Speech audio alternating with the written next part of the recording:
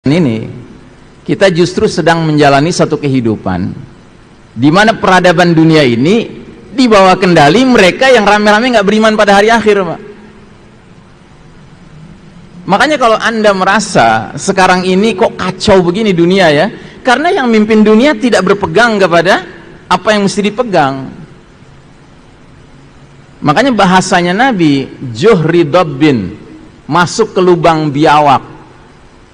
Kata Nabi lengkapnya, latattabi'unna sunanal ladzina min qablikum shibran bi shibrin wa dhira'an bi dhira'in hatta law dakhalu fi juhri dabbin lattaba'tumuhum.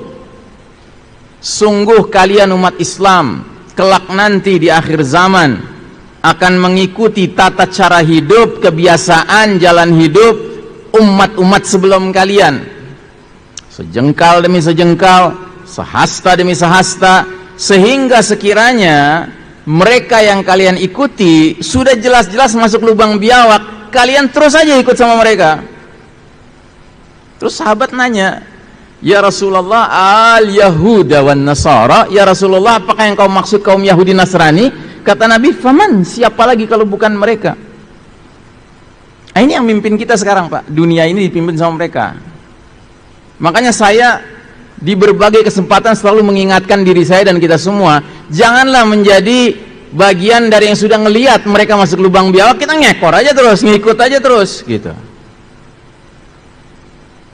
Apalagi pada titik di mana kita sekarang sudah menyaksikan sekian banyak simpul-simpul Islam lepas, tinggal satu lagi simpul yang belum lepas, dan kelihatannya pelan-pelan lagi lepas juga ini. Karena bunyi hadisnya kan jelas, kata Nabi, tali ikatan Islam akan lepas satu simpul demi satu simpul. Setiap satu simpul lepas, manusia bergelayutan pada simpul yang tersisa. Itu lepas lagi, gelayutan pada yang sisa, lepas lagi, gelayutan pada yang sisa, kan gitu. Terus kata Nabi, simpul yang paling awal bakal lepas adalah urusan hukum, sedangkan yang paling akhir lepas urusan sholat.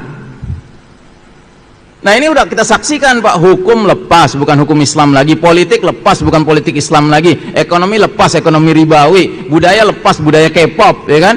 Kemudian pendidikan lepas, jadi pendidikan sekuler, ya. Militer lepas menjadi militer sekuler, ya kan? Militer yang bangga dengan kalimat right or wrong is my country. Mau benar mau salah bela negara. Masih mending right or wrong is my cukong sekarang, ya kan? Gitu. Udah pada lepas ini semua, Pak. Nah sekarang di depan mata kepala kita sholat mau diacak-acak, terus kita diam aja, kita ikut aja terus, gitu ya. Mau jadi apa kita, Pak?